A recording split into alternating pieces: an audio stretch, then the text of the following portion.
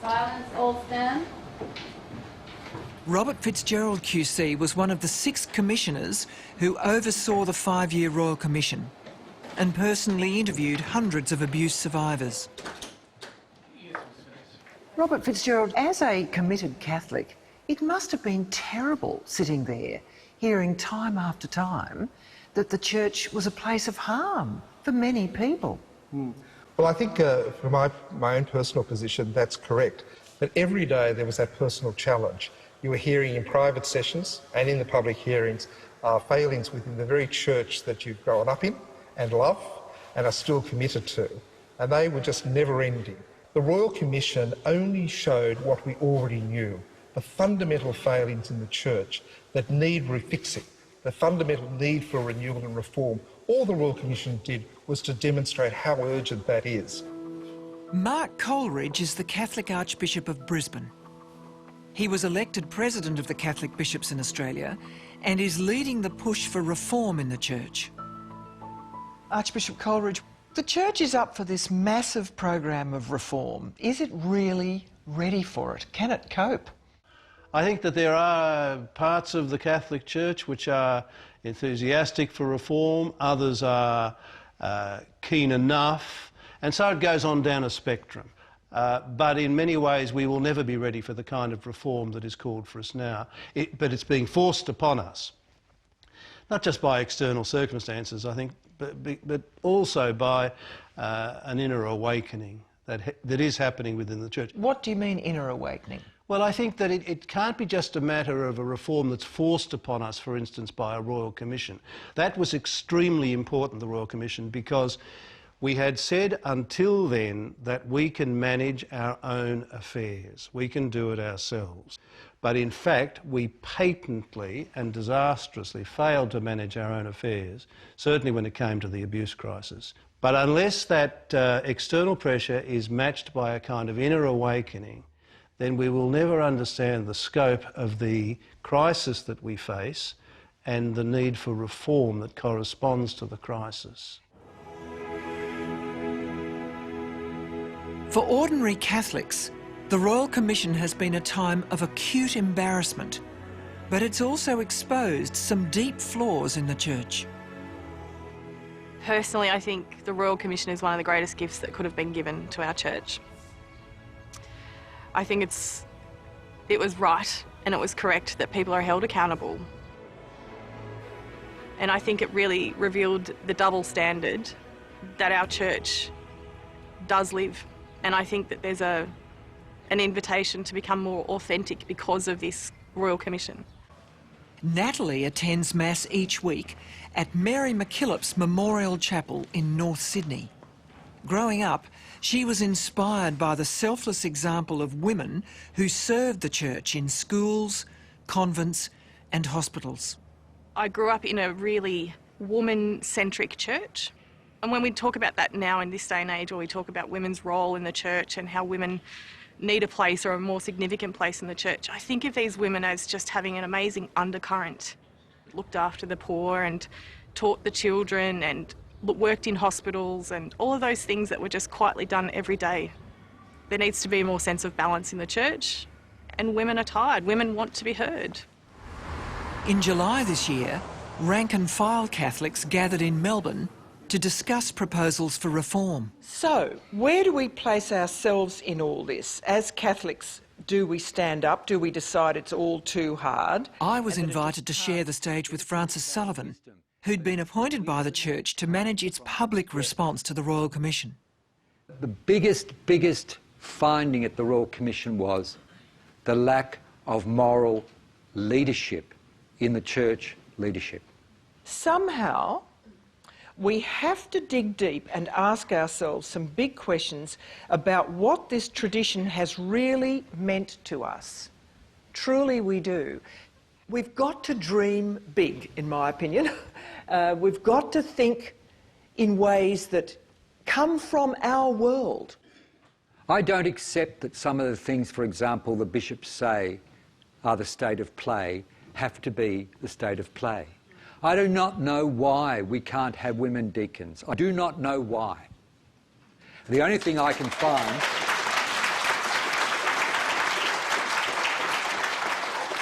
The only reason why I think we can't have deacons, women deacons, is our bishops won't advance the conversation.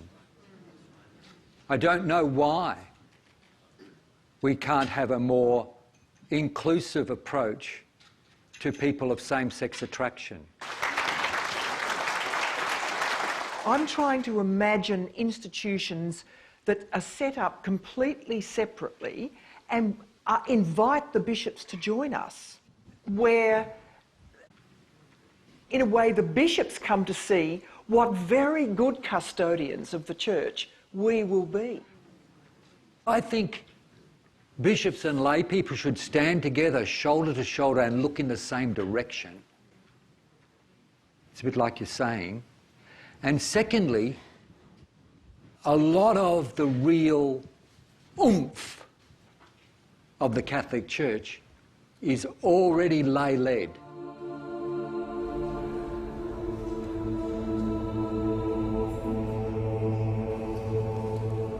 The problem in the church is there is only one group that actually runs it, and that's the bishops at the national level. So unlike any institution I've ever been involved with, there are no levers if the central group refused to move. And so at the end of the day, I'm not critical of the bishops, but what I am saying is very clearly, they are the ones that ultimately have to change. They have to allow the change to occur is probably a more correct way of saying that. And that's tough. These are men that have lived their life in a particular tradition. They live in a state of fear. Many fear women, many fear laity. They certainly fear the authorities above them. They fear the Vatican. A group that is basically fearful will do very little. And what we have to do as a church is to say, don't be afraid. We're here to bring about something better, something different, and we will work with you to achieve that.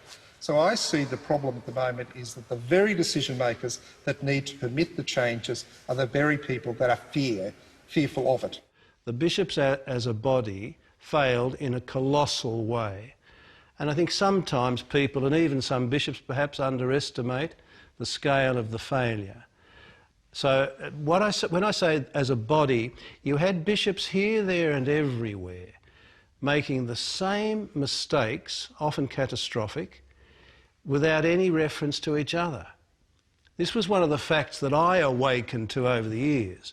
And I've been going through personally a painful and deep-seated awakening for about 25 or 30 years. It's taken me a long time to see things that are blindingly obvious to me now. Give me an example of that awakening that you're talking about, in terms of, you say you've been wrestling with it for 25 years. Well, for me, the great awakening was to see that it was a crisis of culture. See, when it first emerged in my memory of it, I was first of all struck by disbelief, and then by denial, and then by defensiveness, and the kind of defensiveness that says it's the rotten apples, only some in the church abused. Which is true, but it's not the whole truth. Only some of the bishops were blind to the reality. But over time, what I've come to see is that it wasn't just a matter of rotten apples. It wasn't just this priest or that bishop. It was something to do with culture in the Catholic Church, and in particular the culture of the Catholic clergy.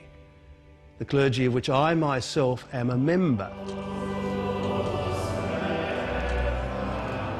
What many see as an institutional crisis for the Church is a very personal one for faithful Catholics sitting in the pews.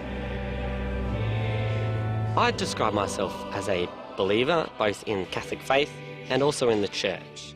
Now, not an uncritical believer. I've certainly got some issues with the way that the Church as an organisation is run and administered, but I certainly still see value in it, in its presence both in my life and in our society. At 28, Gordon is one of the youngest members of his parish who is heavily committed to church life. The journey through the Royal Commission, those 5 years worth of inquiries and testimony, has been unpleasant for someone who sits in the pews and sings at Mass. I've noted the effect on congregation numbers, and I've found it sometimes challenging to continue identifying as a Catholic. People might mention it in public and I would just stay silent as opposed to speaking up, as I felt uncomfortable or ashamed of what had been done in the organisation that I'm part of. Despite the current turmoil in the church, Gordon is not prepared to walk away, nor has he lost faith in Catholicism. We cannot abandon the organisation without doing our best to change it. You know, as members of the church, we are the church. We are responsible for what it does and who is in it and who leads it and how they lead it. And the only way to effect positive change, I think, is to influence the organisation from the inside, is to stay within the church, express the fact that we think this is unacceptable and demand that the organisation in itself changes. I think one of the aspects of being a Catholic is you do have to take the whole organisation, the whole church as a single unit. You can't pick and choose the bits and pieces that you like. You can't say, well, I like this aspect of the faith but not that one, so I just won't do that. I think you've got to take the whole thing to call yourself a Catholic in the proper sense of the term. The recommendations of the Royal Commission to the Catholic Church are breathtakingly bold. They recommend changes to the laws and governance of the Church, including canon law, that celibacy be voluntary rather than compulsory, and that the training and oversight of priests be improved. But the recommendation causing immediate angst relates to the mandatory reporting of any abuse disclosed in confession. The Catholic Church has released a formal response and it's not accepting some of the key recommendations. It says it is implementing 98% of the changes that were recommended, but it won't allow priests to break the seal of confession even if a victim or perpetrator reveals child abuse. Around the country, laws are being introduced in an effort to force priests to report child abuse arising from confession, bringing them into line with health workers and teachers. We believe that this proposed law is ill-conceived and impracticable. The challenge for the Church is this. It has a primary obligation to the safety and well-being of children based in the Gospel and its own social teachings. And yet it has a seal of confession that in fact protects those that are likely to re-offend. So the challenge is, as a secular body, what was the Royal Commission to do other than to say we will preference the protection of children? And if that is what you believe, and we do as a secular body, then in fact in very limited circumstances the seal of confession should be broken. And the challenge for the Church today is you cannot simply say, well, it's sacrosanct, therefore we don't have the discussion. The challenge for the Church is to say, if we believe the seal of confession must stay, how do we deal then with the issue in relation to those children?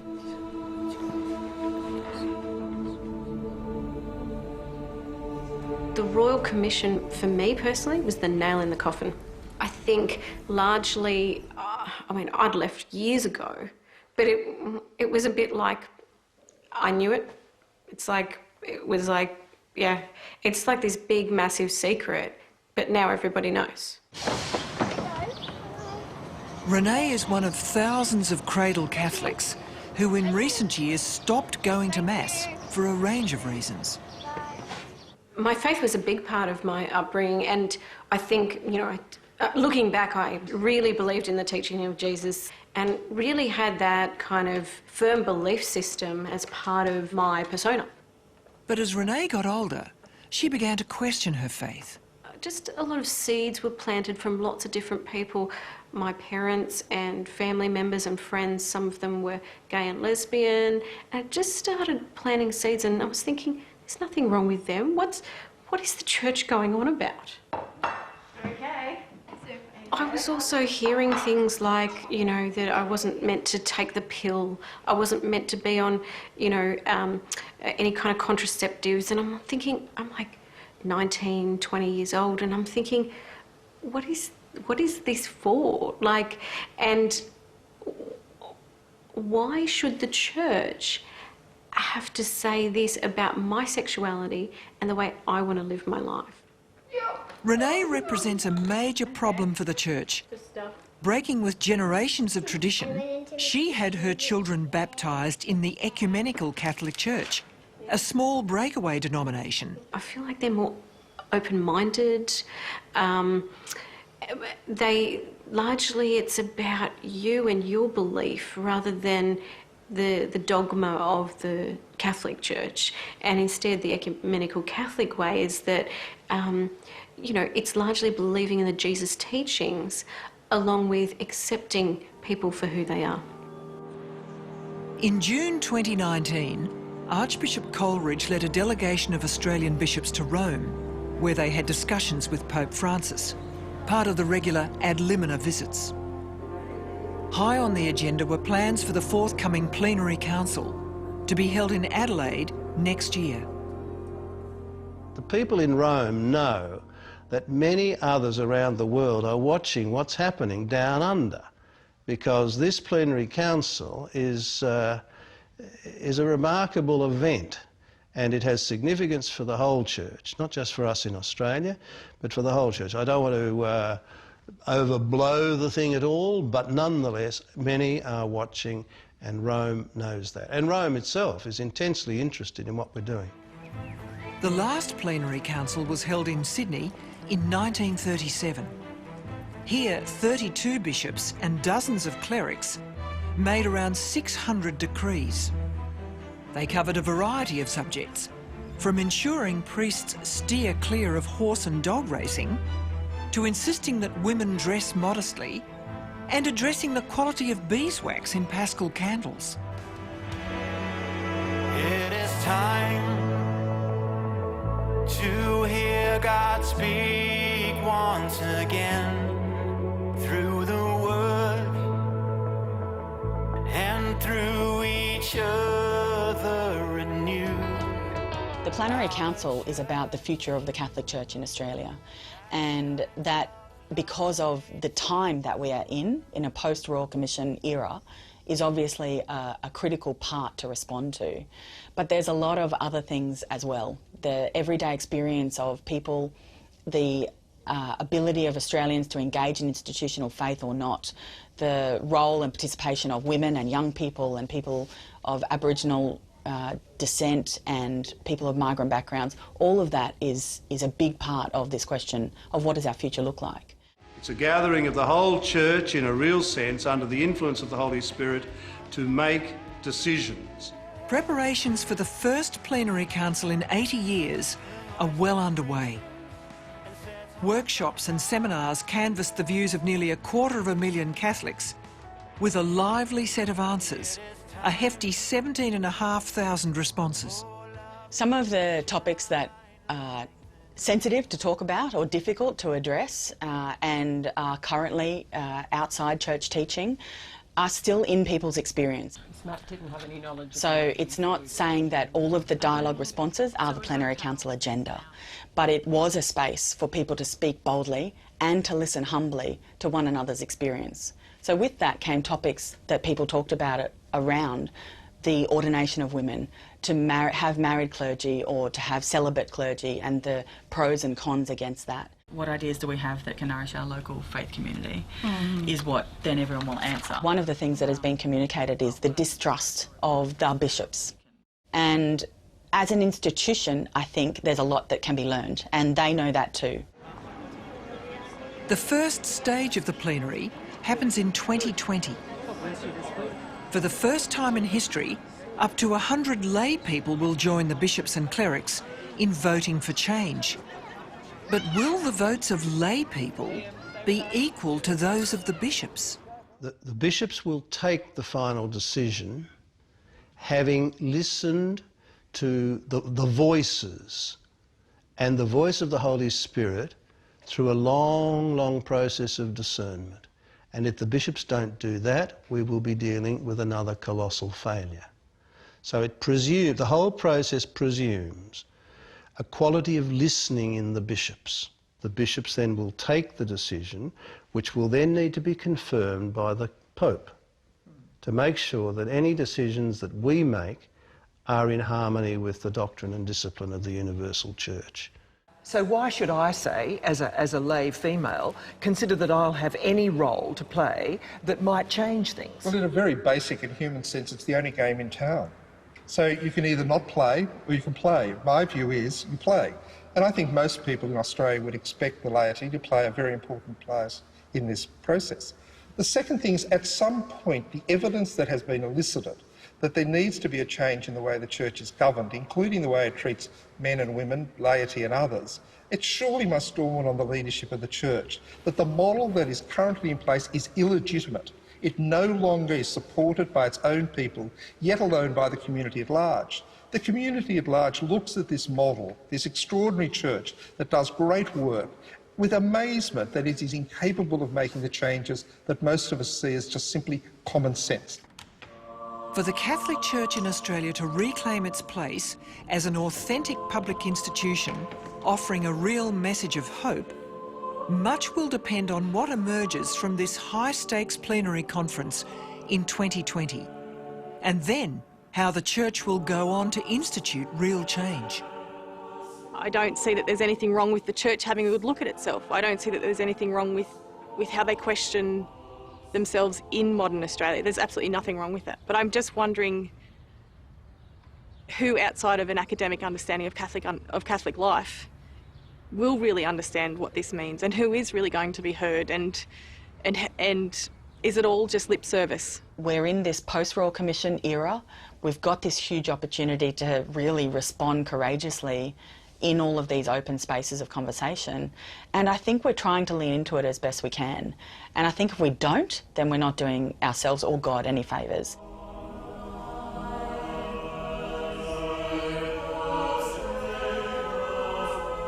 In the church at the moment, we've got those that are in denial of the truth revealed and will never shift. For to accept any of the truth that was revealed in the Royal Commission means that you will accept the challenges and therefore the actions or reforms that are necessary. There's another group that are in denial out of grief. It's so overwhelming that they deny it. But with good leadership, we can in fact move people through that to ultimately acceptance. The more troubling thing in church today is those that are completely disconnected but are still in the pews. And that is they've privatised their faith down. They don't care who the Pope is, the Bishop is, the priest. They really don't care about any of these conversations. They've internalised their faith to something very personal. And in how do we engage those people is the greatest challenge of all. So in overhauling so much of this, will it still be a recognisable Catholic Church? Look, that's a very important question. It will be the Catholic Church. But if I ask myself, and I often do, I find, ask myself, what will the Catholic Church be like in 50 years' time? I think we will be an astonishingly different church, but we will be the Catholic Church. Certainly, the question of leadership is right at the heart of that change. And we're not just talking the forms of the church in some superficial sense. We are talking about the culture of the church, because again, when I think of the abuse crisis, I am more and more convinced that if we only change procedures and protocols and not the culture, the danger is that we'll be back where we started.